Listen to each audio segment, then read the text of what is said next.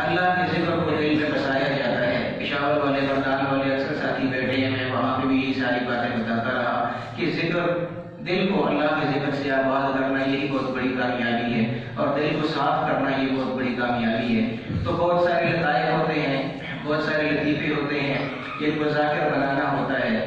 تو انہوں نے کچھ لطائف کے حوالے سے بھی بات کی ہے کہ شیخ کے جب در پہ حاضر ہوتے ہیں تو پھر شیخ سے کیا انعام آدمی کو حاصل ہوتا ہے, یہ بھی انہوں نے اس میں بتایا ہے. مختصر سمے ان کو عرض کروں گا, 4-5 اشعار کے لیے وہ تشریف لائیں. جناب حافظ محمد رفیق صاحب.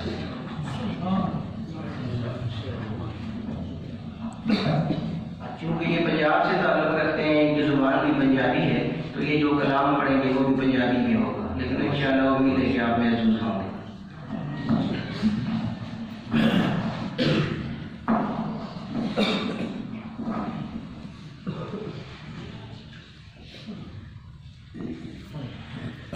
صلی اللہ علیہ